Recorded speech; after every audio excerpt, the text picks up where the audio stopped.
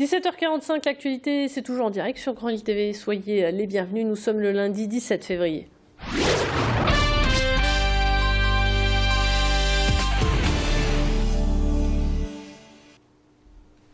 Et on démarre cette édition avec une bonne nouvelle. Toyota envisage de créer 500 postes d'intérim d'ici le mois de juin. Ces postes viendront renforcer l'effectif de l'usine basée à Onnaing. L'équipe de nuit supprimée il y a un an renaîtra, elle, de ses cendres. À Roubaix, les enfants handicapés suivent un cursus normal avec des élèves de leur âge. Un dispositif rendu possible grâce à Ulysse, l'unité localisée pour l'inclusion scolaire. Depuis 15 ans, l'idée est de permettre à ces élèves ayant des troubles de la personnalité ou atteints d'autisme de bénéficier d'une scolarité normale, ce qui leur permet de ne pas se sentir mis de côté et de trouver ainsi un certain épanouissement social aux côtés de leurs camarades de classe. Bien sûr, leur intégration se fait au cas par cas selon les affinités et les compétences d'un élève avec une matière. Cela n'est pas toujours évident, mais parfois les professeurs ont d'agréables surprises. Cette année, pour la première fois, un élève du dispositif Ulysse va passer son brevet. Les précisions supplémentaires recueillies par Adélaïde Bollard. Ils ont quand même le sentiment, en étant dans d'autres classes et en bougeant de classe, comme c'était expliqué tout à l'heure, ils ont le sentiment de rentrer dans une véritable peau de collégiens.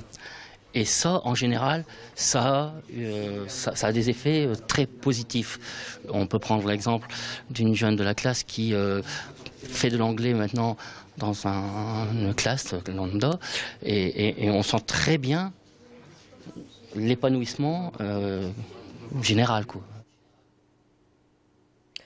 On l'évoquait il y a quelques jours sur Grand Lille TV, la campagne de vaccination contre la grippe a été prolongée d'un mois. Depuis le début de l'année, la grippe saisonnière a déjà fait des ravages avec le décès de 9 personnes.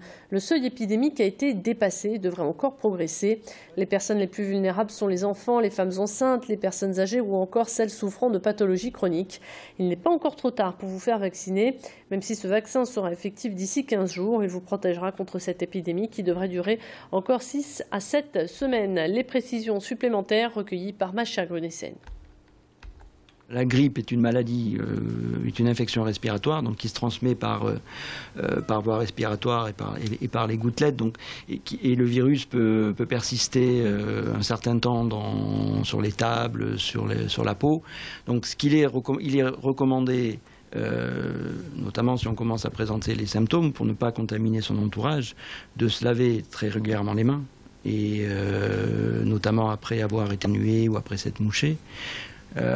D'utiliser des mouchoirs en papier jetables et les jeter systématiquement. Et à côté de la grippe, il y a aussi une nette progression de la gastro-entérite, notamment sur notre région. Il est conseillé de vous laver régulièrement les mains. Pour découvrir le monde de la santé de manière ludique et pédagogique, il y a l'hôpital des nounours. Cette association étudiante de la faculté de médecine de Lille 2 a pour principe d'aller à la rencontre des enfants de maternelle pour instaurer un premier lien avec le monde médical.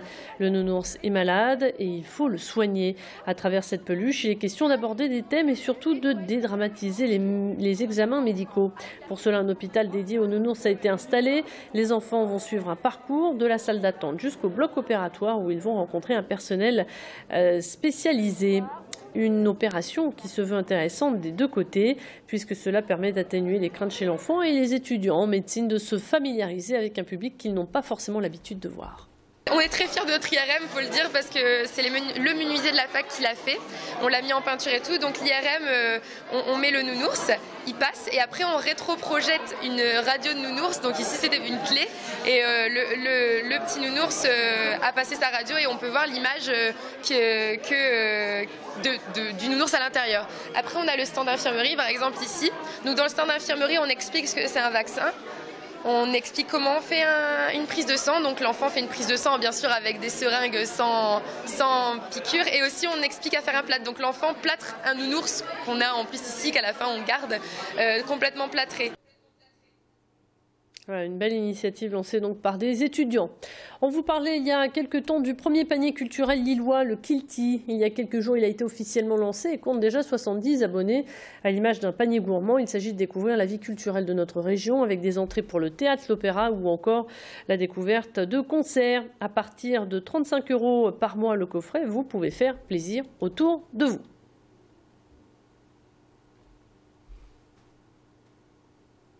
Comme tous les lundis, on referme cette édition avec la page consacrée au sport. Aujourd'hui, le rédacteur en chef de Sprint était sur notre plateau pour faire un point sur les matchs de ce week-end. Il y avait du foot avec un match nul entre le LOSC et Évian, ou encore du basket avec une bonne nouvelle pour les filles de l'ESBVA qui ont gagné leur billet et leur place pour la finale de la Coupe de France. Le SBVA qui n'en finit plus de faire des étincelles, qui s'est qualifié pour les demi-finales d'Eurocup en battant Basketland, alors que lors du match aller, elles avaient 8 points de retard. Elles ont rattrapé ce retard à l'extérieur.